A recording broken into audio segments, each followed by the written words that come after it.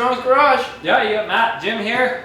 Today we're going to do something on the old Lincoln. Yeah, trying to clear up some space since it is a bit of a long car. It's pretty wide big car. and big and takes up a lot of space. And It does, and it'd be good to just get a few things done that have been on the list, so to speak.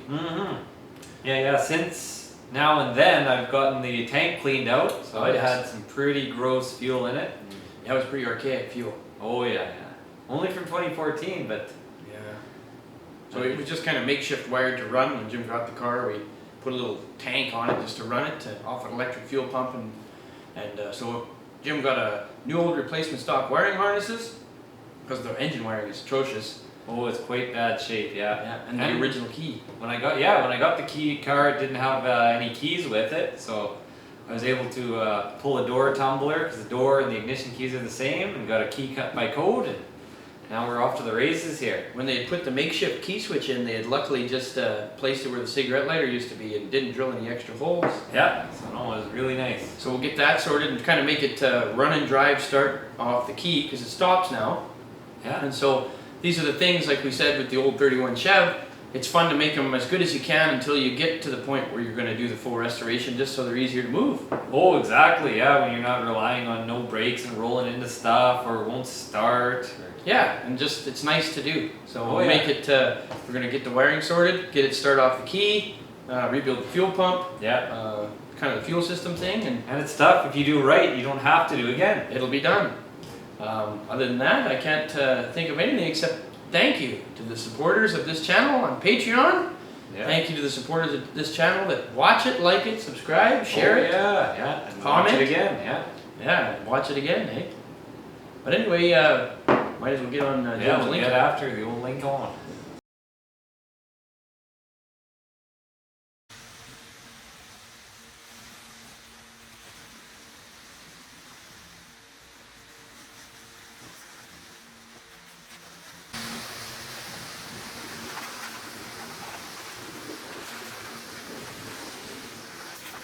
Well, as we said, a little bit of Continental time. Yeah, right. Get this old gal moving a little freer and easier. Yeah, with the, we just need the space in the shop, so this is a bonus. We get to get it so it'll start off the key for Jim. So, Which I enjoy because the hood hinges are weak, so I'm going to tote this stick around to start it from under the hood. yeah, and it's kind of got this makeshift wiring just to make it go. So Jim found some new old stock, new old replacement stock wiring harness here. Yeah, beautiful a factory finish. rated loom deal. And it's got nice old original spark plug wire somebody put on years ago. So it'll be nice. He got the key cut, so we can get it to cut off the key. Hopefully pump gas out of the fuel tank because he got that cleaned. Yeah. And yeah, just make it a better car for now, so you can at least putter it around until we get time to work on it, and then we need the space. You can start it from the inside. Yeah, it's not exactly a small car. Not a small car either. We put 5 Model Ts in the space of this thing. But yeah, it'll be fun. We've not had much time to work on it. We've not really done anything to it other than clean it a slight bit. Yeah, and roll it in and out of the shop because it's in the way all the time. So yeah. So let's get versed in all things Mark 1 Continental. All right, Jim. So the current starting procedure, which is no fun, consists of these crummy alligator clips. Somebody did actually a pretty nice job making them. They heat shrunk it and clumped it together, and so this goes onto the negative post here, and because it's positive ground, of course. And yeah, and then I push this little button and start it, and you know, really make sure it's not in gear so it doesn't drive away, and just lots of trouble. So. But our other trouble is that the wiring in this car is quite poor, and you can see it's been kind of modified over the years to work, and there's an electric fuel pump in there, which is the nemesis of all car owners. They just make a ungodly buzz. Yeah, you can tell any car. That's it. So yeah, so we'll get the fuel pump is same as a Ford, so we'll pull that apart and see what lurks within. And then this is the harness right here. And yeah, there's the replacement harness, so it shouldn't be too heavy a lift, this job. Another benefit is because there should be a ballast resistor, or there is under the dash. So this poor coil's been getting, should have been getting 6 volts. It's actually been getting 8 volts. So yeah, it should have been getting whatever 3. So yeah, it's cool, the Lincoln dual coil. Other neat features. Oh yeah, it's got this thermostatic fan. It's got a hot air heater, which is pretty cool. And it's missing the blower motor. Yeah, or so I thought. Then in my pre-delivery inspection here, I noticed that he had rigged up a little blower for parades or something, and it's that motor with some sort of crazy blade. So I've got to find a squirrel cage that'll fit there, and I'll have some heat in this thing. There you go. The fuel tank for the car was removed and cleaned. Yeah, It's all clean inside. it's got to be cleaned. The float's not so hot. It's got a crack in it there, debris in it. Made this cork gasket. But yeah, we'll see if we can get this cleaned up, moving. If not, we'll source another one. A new piece of fuel-rated hose on here, ready to just clump together with proper clamps. So when we get her back in the car, it's just that easy. Oh, the gentle trip to the blast cabinet. This thing's turned out to look good as a 20 to 30-year-old part. So the ultimate test is to see if it's still any good. So we've got it set to ohms here. And so our first thing, we've got conductivity through it. So that's a promising thing. As we move it here, it changes. So we'll have to check it with the gauge, but that's very exciting. Float is toast though.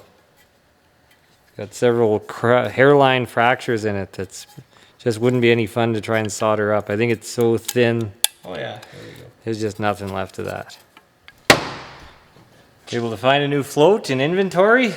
So we'll get these screws in here and got a new gasket made. And yeah, this sender can go back into its home.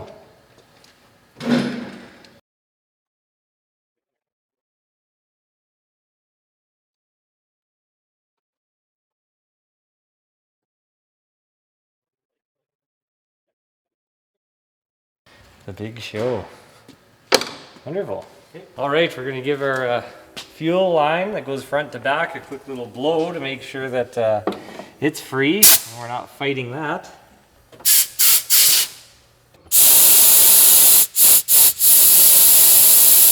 Perfect.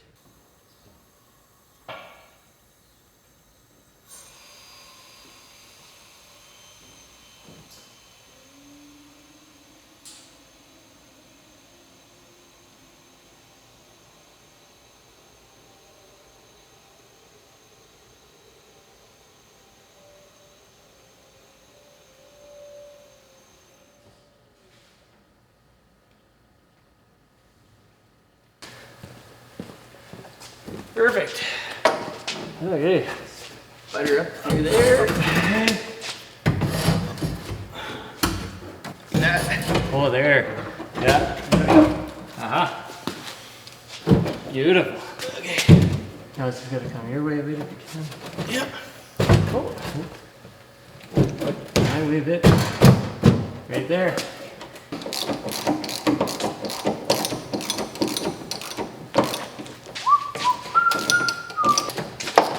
Middle of this line in? Yeah. Shouldn't be too bad. A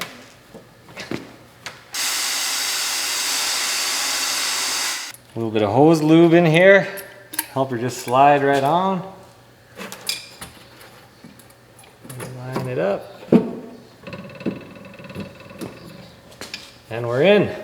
So lined up perfect for the next guy too. Which will probably be me.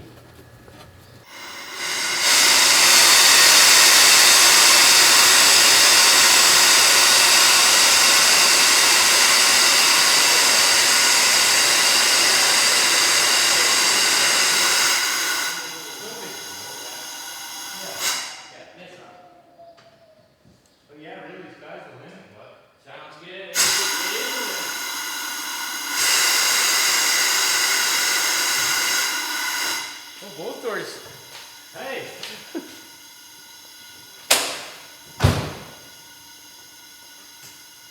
Flexing.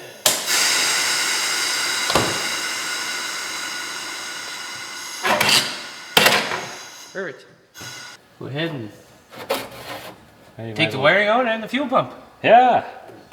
Good. You're gonna disconnect that battery there. I can do that. Perfect. Good. So it looks like you just need a 1/2 inch wrench there, and I'll just need some wire snippers, and a screwdriver.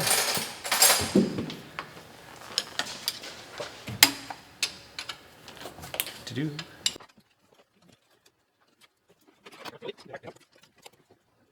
These off.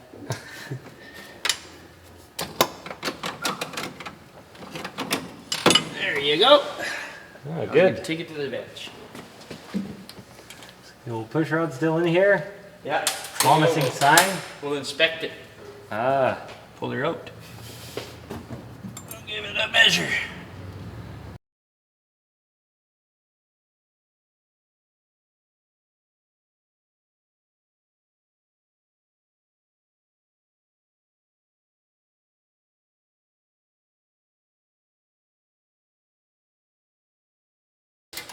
All right, we got our new loom here. I'm just gonna fish it in where the old loom was. Sending the inside part to the inside. You want to just wiggle this mat? I can wiggle. Waggle inside. I can do that. See it? Yeah. Okay. Sending her through. No more. Nice. But I don't know how much you need in, but you can take another 5 or 6 inches in. Okay, well, I'll unwrap and we'll go from there. Okay. Perfect. Alrighty, and a new harness pulled through the dash. So now we just trace our these nice little handwritten tags where everything goes, and we'll be in quite good shape here.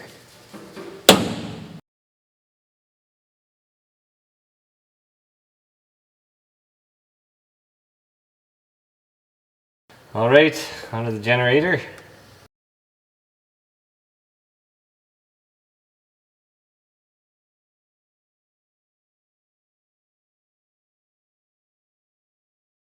Alright, while Jim's been pulling his wire, I cleaned the fuel pump, and it's been dormant for many years on the car. I don't think for lack of working, but who knows. More likely the tank was poor, so they just circumvented this altogether. And electric fuel pumps sort of suck. They make a lot of noise, and they overpressure things, and they don't look as cool. So we've got a little issue with the little bell not pushing quite hard enough, so a 2022 Canadian nickel ought to take up the slack here for now. So now we've got good contact there, so we will consult the literature as per the test. So we've got our trusty mechanical service bulletins from Ford of Canada, from the General Garage in Smoky Lake. We just go to the fuel system area, and we get to our fuel pump, and they give you the fuel pump bench test. And it says, there is no reason to guess about what's wrong when it's so easy to know. And there's a multitude of wonderful sayings within this book, words to live by, so to speak. Anyways, the fuel pump bench test. A simple check. We put your finger over it and see how that happens. Or we can assemble it on our little test stand that we have that I'll show you. And we should be able to pull fuel at least 30 inches in a maximum of 40 strokes. So we will recreate that. Okay, so the pump's assembled. From our friend Derek, we've got this beautiful K.R. Wilson fuel pump tester. So you simply put the pump on. It's got these two little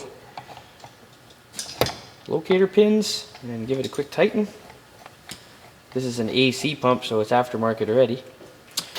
And this actuates the pump. Sounds pretty good. So let's do our test. Got our jar with gas. We'll put approximately 30 inches away. And a piece of hose. Put on here. There we go. Dump that in a little jug. And let's count. 1, 2, 3, 4, 5, 6, 7, 8, 9, 10, 11, 12, 13, 14,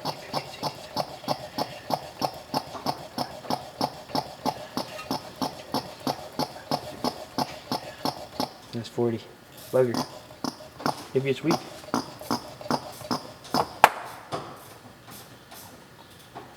Okay, well, it pulls and it leaks. Oh, pump? Yeah. The sides curl in when you tighten it up.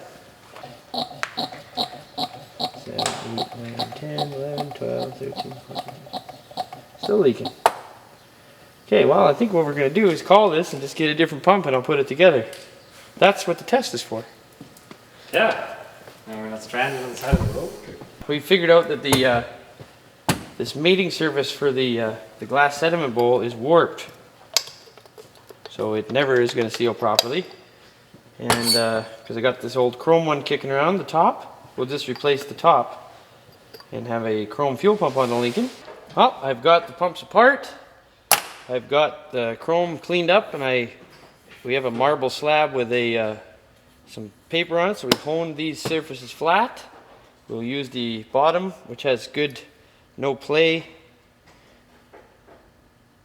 in the actuator here. So I also found on the shelf I have a NOS Ford fuel pump rebuild kit, which consists of the new spring, the gasket to affix it to the fuel pump stand, and a brand new soft original Ford diaphragm. So we'll put that all together, and a couple of check valves. New, we might as well change that. The kit also includes, if we needed it, new actuator arm and spring and gaskets and stuff for that, but I think we'll be okay. So we'll start by taking the check valves out.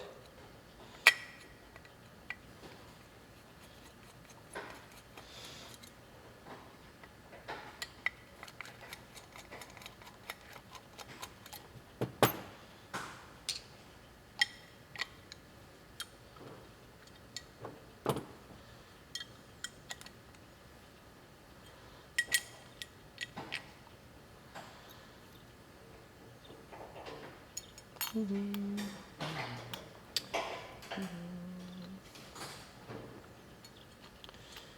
we go, a couple of those.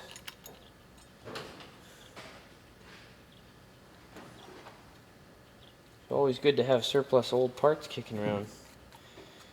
Figure this chrome one potentially will get him home, because the stalker, which wasn't stock, failed. Okay, well, there, top's done.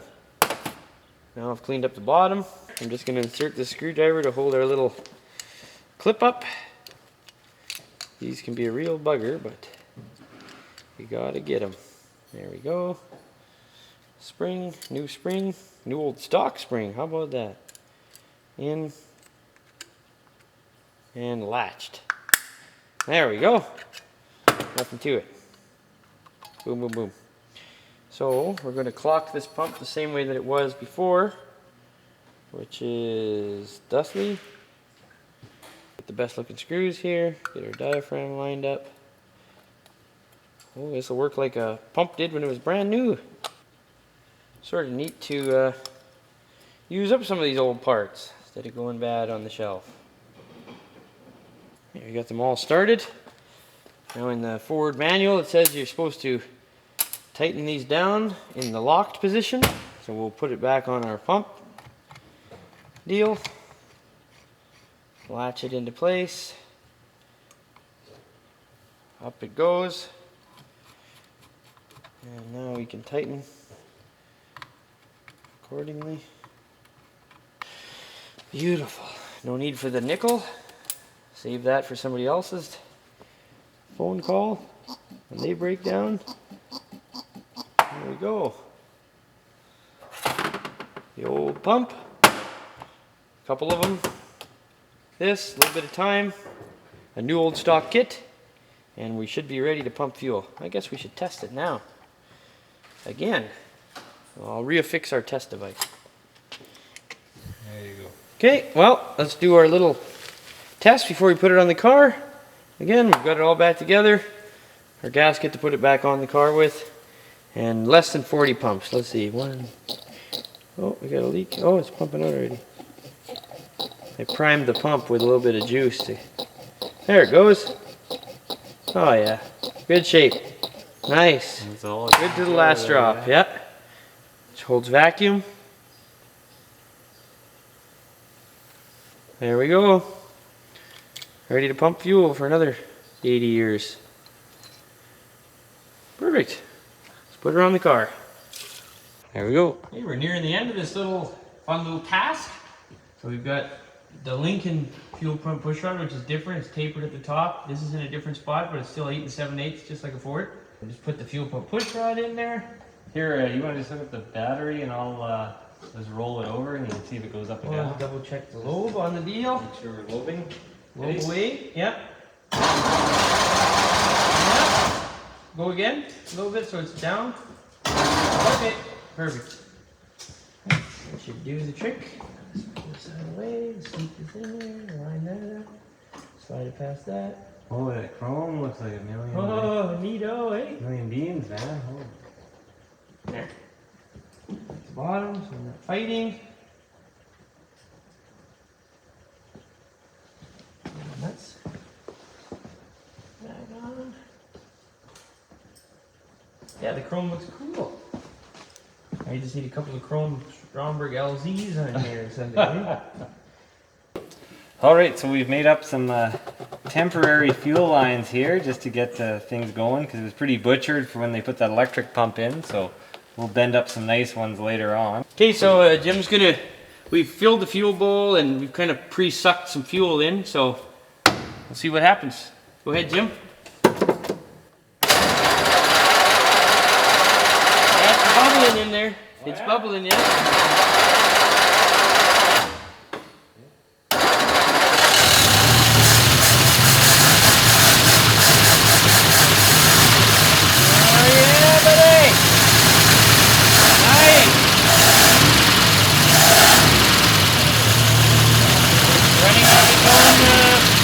Convictions.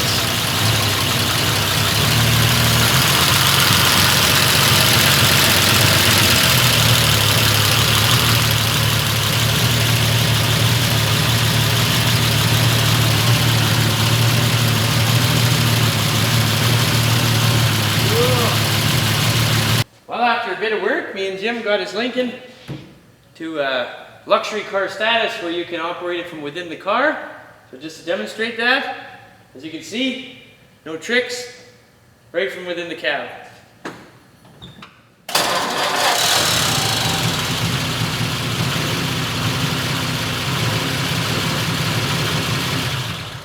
Safely shut the car off now from inside. Just a wonderful machine.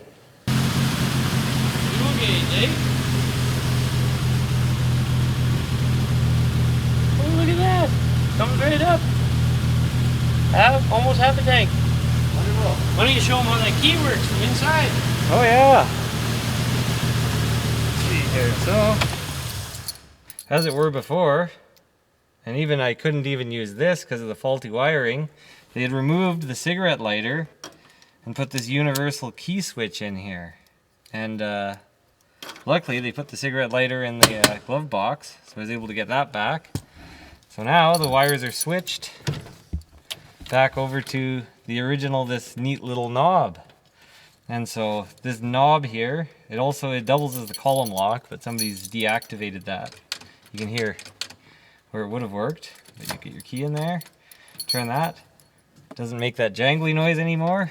When you pull it out, the gauges come up, and then push button start here. And there it is. All from within the cab. All from within the cab, yeah. So pretty exciting day today. So cool. There it is. Well, now the car can move under its own power with a rebuilt fuel pump. Oh yeah. And some good reproduction wiring in it. And Yeah, it's much nicer nice car. Hoth braided stuff. Good for another 70 odd, 80 odd years. So Jim's going to take it home for now and get it out of the shop, and we'll reconvene on a later date, but there's so much stuff to do between now and then. We'll worry about that when we get there. Yeah, exactly. So anyway, thanks for sticking around, thanks for watching, and we'll see you on the next one. You betcha.